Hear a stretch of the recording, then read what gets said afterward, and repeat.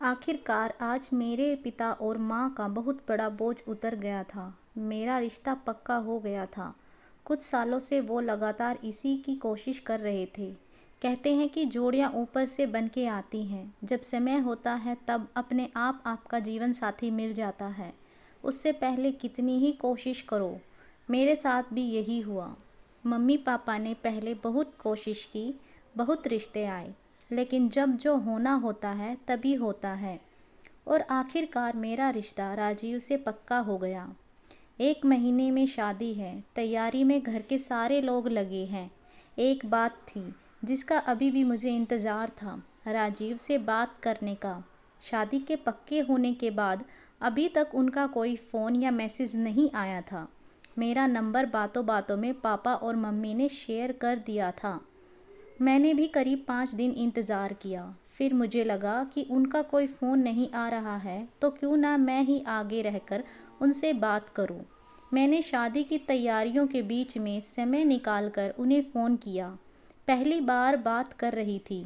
Phone उन्होंने कुछ ring के बाद उठाया। राजीव। हाँ, हेलो, कौन?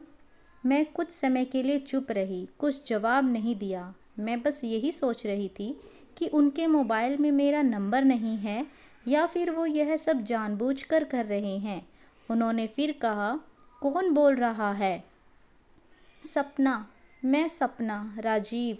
ओ अच्छा।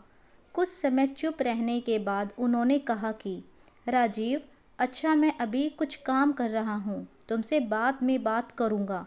इतना कहकर उन्होंने फ़ोन कट कर दिया।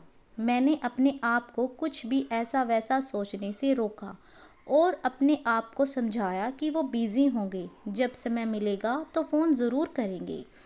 उसके बाद शाम बीत गई, रात बीत गई, यहाँ तक कि 2 दिन निकल गए, लेकिन उनका फ़ोन नहीं आया। शादी में करीब 20 दिन रह गए होंगे और उनका मेरे प्रति यह बर्ताव अब मुझे चिंता में डालने लगा। मैंने फिर एक शाम उन्हें कॉल किया। इस बार उन्होंने मेरा फ़ोन ही रिसीव नहीं किया। फिर मैंने उस शाम उनके फ़ोन का इंतज़ार किया। इस बार बेचैनी कुछ ज़्यादा थी, लेकिन उनका फ़ोन नहीं आया। तो अब उनका यह बर्ताव मुझे सच में चिंता में डालने के लिए काफ़ी था। यह बात अब मेरे मुंह पर भी साफ झलकने लगी थी। मेरा चेहरा देख मम्मी ने पूछा, क्या हुआ, तबीयत ठीक नहीं है क्या? मैंने मन में सोचा कि एक बार घर वालों से बात करूं, लेकिन फिर मैं उनके चेहरे पर जो खुशी आई है उसे मिटाना नहीं चाहती थी। शादी का दिन आ गया और हमारी शादी भी हो गई, लेकिन अभी तक उन्होंने मुझसे बात नहीं की। अब बात होगी पति पत्नी बनने के बाद। जब विदा होकर मैं उनके घर गई, मुझे मेरी सास और बाकी सबका बर्ताव अच्छा ही लगा, लेकिन अभी तक उनके मुंह पर ना खुशी दिखी, ना उसमें से एक लफ्ज़ निकला। पहली रात थी, सवाल अब भी वही जो उनसे पूछना था, लेकिन कमरे में आते ही वो अपना तकिया लेकर बाहर बालकनी में चले गए, बिना कुछ कहे। आंसू निकलने से रुक नहीं पाए। मन ही मन यह सोच रही थी कि आखिर ऐसा क्या कर दिया मैंने जो ऐसा बर्ताव मेरे साथ हो रहा है। क्या उनके जीवन में कोई और है? अकेली मैं सारी रात बैठी रही और सोचती रही। अभी उनसे जाकर बात करने की हिम्मत नहीं जुटा पाई। इतना सब होने के बाद भी सुबह मुझे सबके सामने यह छिपाना भी था। सबके सामने ऐसे दिखाना था जैसे मैं खुश हूँ। मुश्किल था, लेकिन करना था। बाकी सब ठीक था।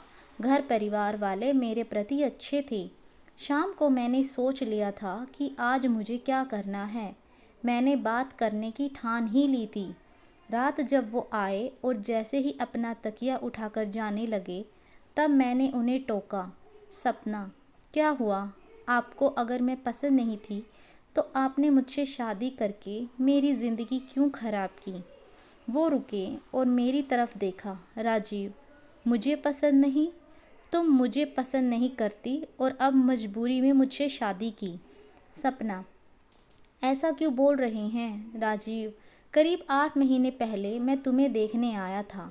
तब मैंने तुम्हें देखते ही पसंद कर लिया था, लेकिन तुम्हारे घर वालों की तरफ कोई जवाब नहीं आया था। मुझे पता चला था कि तुम्हें पढ़ा लिखा लड़का चाहिए। तो अब जब कहीं बात नहीं बनी तो तुमने मजबूरी में मुझसे शादी की है। मैंने तो मना किया तुमसे अब शादी को, लेकिन घर वालों के दबाव में मुझे करना पड़ा।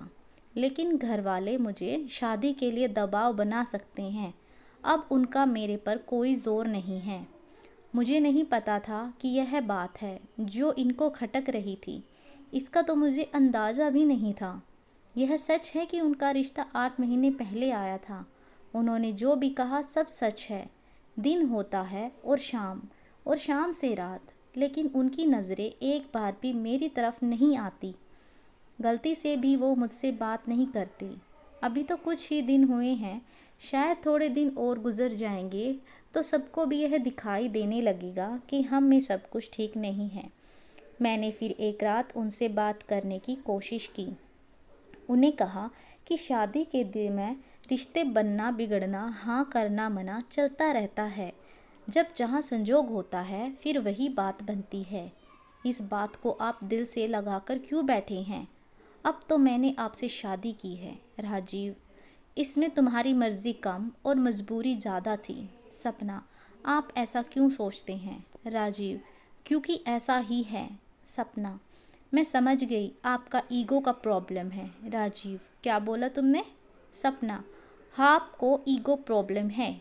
अगर आप मुझसे पहले मना करके बाद में शादी कर लेते तब आप मुझसे इस तरह से बर्ताव की उम्मीद रखते, इसी तरह की।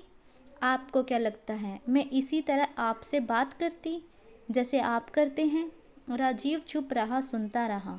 सपना, वो हमारा पास्ट था। अब सच्चाई और सच यह है कि हमारी शादी हो गई है, 7 फेरे लिए हैं, जीने मरने साथ निभाने की कस्में खाई हैं। आपको यह सब मजाक लगता होगा, लेकिन मुझे नहीं। मैं अपना धर्म निभाऊंगी, आप अपना। इतना बोलकर मैं वहाँ से चली गई। वो भी धीरे धीरे अपना तकिया लेकर बाहर चले गए। मुझे पता था कि वो दिल से बुरे नहीं हैं, बस थोड़ा नाराज़ हैं। और बातों बातों में उन्होंने यह भी कहा था कि उन्होंने मुझे देखते ही पसंद कर लिया था। इस बात से मुझे थोड़ी खुशी तो मिली थी। मैंने फिर उन्हें कुछ नहीं कहा, सिर्फ उन्हें समय दिया।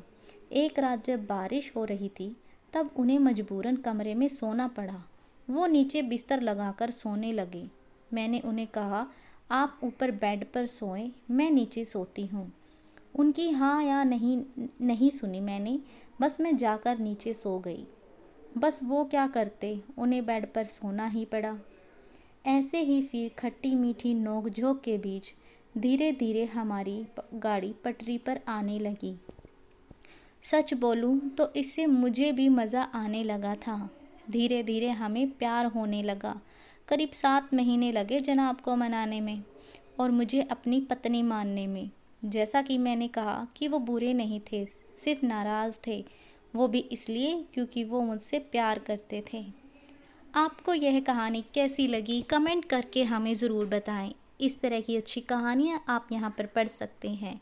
यहाँ उपस्थित शिक्षाप्रद कहानियाँ आपका मनोरंजन करने के साथ दिशा भी देंगी। तो बने रहिए हमारे साथ और हमारे प्रयास को सफल बनाएं। चैनल को सब्सक्राइब कीजिए और ढेर सारा लाइक कीजिए।